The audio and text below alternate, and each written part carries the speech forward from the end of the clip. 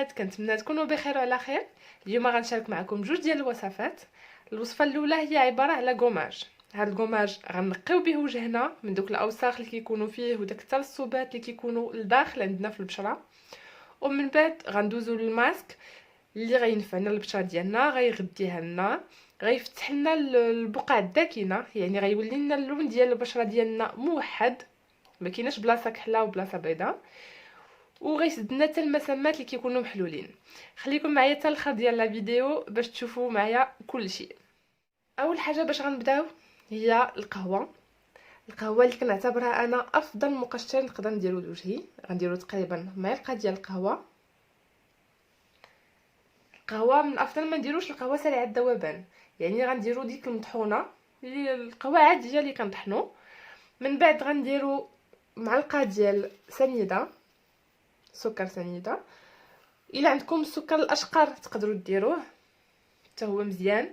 حتى الملح، الا عندكم الملح ديال اللي كنستعملوا للوجه حتى هو مفيد بزاف، ولا الملح الوردي حتى هو كيتستعمل مزيان كغوماج، كيطلع لنا كاع داك الترسبات ودوك الشوائب اللي كيكونوا عندنا في المسام من الداخل.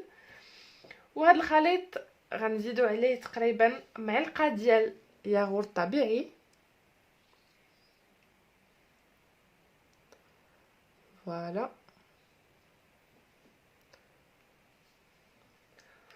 وغادي نخلطوا كلشي. هاد الكوماج غيحيد لنا كاع داك الترسبات اللي كيكونوا عندنا في البشره بعد ما النهار كامل كنكونوا دايرين فون دو تان ولا المكياج ولا حتى ليكرون ولا غير الغبره. داكشي كله كيدخل لنا المسام ديال الوجه ديالنا، وداكشي اللي كيتسبب في الحبوب وفي لي بوين نوار. يعني لي بوين نوار كيجيو غير من ان المسامات كيكونوا محلولين وكتدخل لهم الغبره ولا الوسخ، وكيوليو داك النقاط السوداء في الوجه كيكونوا عامرين غير بالاوساخ. داكشي علاش خصنا اشاك فوا بحال دابا 2 خطرات في السيمانه على الاقل نديرو غوماج خفيف لوجهنا، باش ما نخليوش داك القشور وداك الاوساخ والترسبات يتجمع شي على شي باش يديروا لنا بوين نوار ولا الحبوب. يعني حنا غنعالجوا المشكل من جذر. بالافضل نقيو البشره ديالنا ديما قبل ما نديرو هاد المقشر. من الافضل نحيدو داك المكياج، نحيدوه غير بديماكيون ولا نغسلوه بالغسول الوجه اللي مولفين كنستعملوه. ما عندكمش غسول الوجه، احسن حاجه نقدروا نغسلوا بها هي الصابونه ديال دوف اولا صابون الحجره كما كنقولوا، حتى هو مزيان بزاف للوجه. غير من بعد خصنا نديرو الترطيب باش ما طلعناش القشره وباش ما ينشفناش وجهنا، وما هو كيبقى احسن حاجه للوجه كينقيه مزيان. الوغ هاد الكوماج غنديروه على وجهي، غنخليه تقريبا 5 دقائق وانا كنقومي. دونك هنايا دانون السوس السكر والقهوه ندمجو مزيان. الوغ غندير تقريبا، انا غنجرب على يديا. الوغ غنديرو على وجهي وغنبقى ندير حركات دائريه بحال هكا لمده تقريبا 5 ديال الدقائق. بداك السكر وداك الحبيبات ديال القهوه غيبقاو دوك الاوساخ اللي عندنا في البشره ديالنا كيخرجوا باش تنظف لنا البشره مزيان. ومن بعد الا بغينا نديرو اي ماسك غتستافد لنا البشره حيت غتكون نقيه، المسامات محلولين، يعني اي حاجه درناها اوتوماتيكمون غتابسوربا غتشربها البشره ديالنا. الوغ غنبقاو بحركات دائريه بحال هكا في الوجه ديالنا، نركزوا على غير بشويه، يعني ما خصناش ندبروا وجهنا، يعني غير بشويه نبقاو نديروا حركات دائريه باش يتنقل لنا الوجه. نحاولوا نركزوا على المنطقه ديال الانف والمنطقه اللي فيها لي بوين نوار ولا اللي فيها الحبوب، يعني المنطقه ديال الانف بالجبهه بين الحجبان، والمنطقه ديال الدقن والجناب ديال الحناك، حيت كاينين شي بلايص اللي ما كيوصلهمش الغسيل بلوجيل نيتوايون ولا الغسول الوجه، يعني خصنا نحاولوا اننا نقيوهم بهذا الكوماج. الوغ كما قلت لكم 5 دقائق غنبقاو نقوميو وبحركات دائريه غنغسل وجهنا، ومن بعد دابا غنتلاقاو باش نوريكم الماسك اللي غنديرو. من بعد ما نقينا البشره ديالنا بالكوماج ولا بالمقشر، حيدنا من هذوك الاوساخ اللي كيكونوا فيها، دابا البشره نقيه، اي حاجه درنا فيها غتستافد منها. غندوزو باش نديرو الماسك غيتكون ولا كيتكون من 4 ديال المكونات. اول حاجه باش غنبداو هو الطين. انا غندير الطين الاخضر، غنشارك معكم حتى لا مارك. الوغ ناتور سوين، هذا هو الطين الاخضر اللي كندير. هذا صالح للبشره الدهنيه. بالنسبه للبنات اللي عندهم بشره حساسه ولا بشره جافه يقدروا يستعملوا الطين الابيض. انا دابا غندير الطين الاخضر. الطين كيسد لنا المسامات اللي ديجا حليناهم بداك الكوماج اللي درنا، غيسد لنا المسامات يرطب لنا حتى البشره. درت تقريبا معلقه ديال الطين، غنزيد عليها معلقه ديال ياغورت طبيعي. كيف ما كنعرفوا الياغورت طبيعي ديجا استعملناه بعدا في الكوماج، دابا غنستعملوه حتى في الماسك. هو كيرطب البشره وكيساعد في توحيد لون البشره. غندير تقريبا معلقه ديال الياغورت طبيعي. من بعد غادي ندير معلقه ديال العسل. كيف ما كنعرفوا العسل هو مطهر مزيان للناس اللي عندهم الحبوب، حب الشباب، كينقيه مزيان الاثار الحبوب، هو كمطهر للبشره مزيان بزاف. دونك غندير العسل. المهم هو ان تكون النوعيه ديالو جيده. الا كان عندكم العسل الحر كان مزيان، الا ما عندكمش العسل الحر تقدروا تستعملوا اي مارك كيما بغيتو. المهم تكون شي حاجه مزيانه وكتثقوا فيها وصافي، هذا هو المهم. من بعد غنديروا زيت شجره الشاي.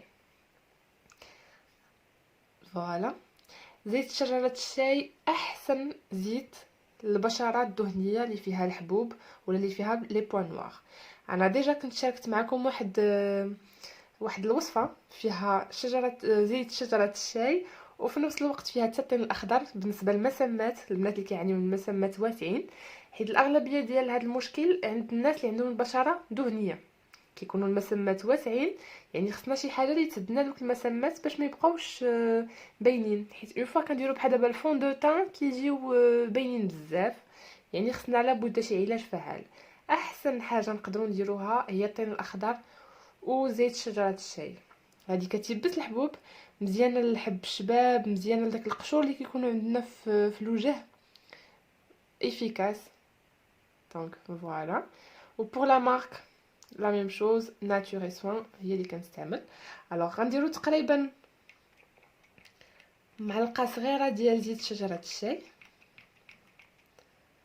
هذا الماسك هو مزيان لجميع انواع البشره وبالخصوص البشره الدهنيه، يعني غينشف لنا داك الحبوب. العسل غيطهر لنا داك الحبيبات اللي كيكونوا عندنا في الوجه. الطين غيسد لنا المسامات. دانون ولا الياغورت طبيعي غيوحد لنا لون البشره وغيرطب لنا الوجه ديالنا.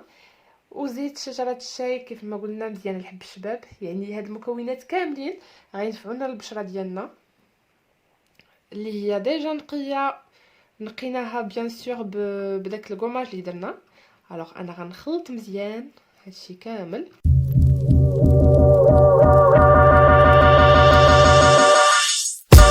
غنديروا الخليط كله على الوجه ديالنا. غنحاولوا نديروا واحد الطبقه اللي تكون سميكه واحد شويه. بالنسبه للوقت ما نقدرش نعطيكم واحد الوقت محدد، كل وحده والبشره ديالها.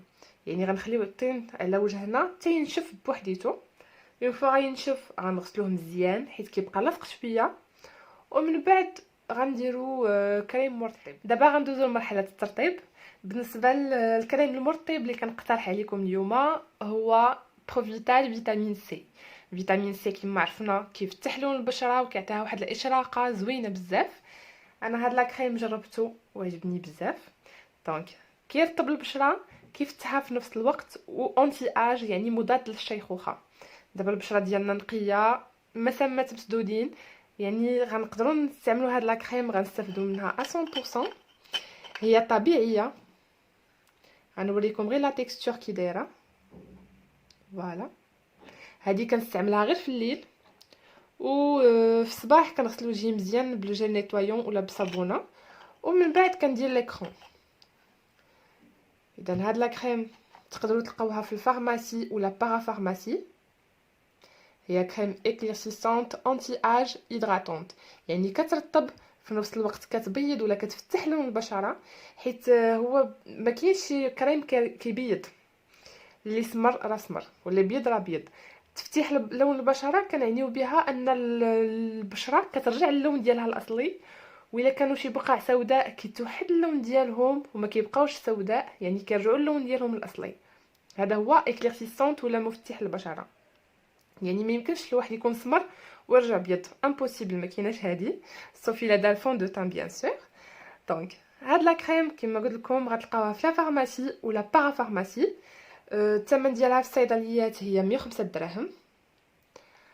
هاد لا مارك زوينه بزاف، هي مارك فيها بزاف ديال لي برودوي كوزميتيك طبيعيه 100%.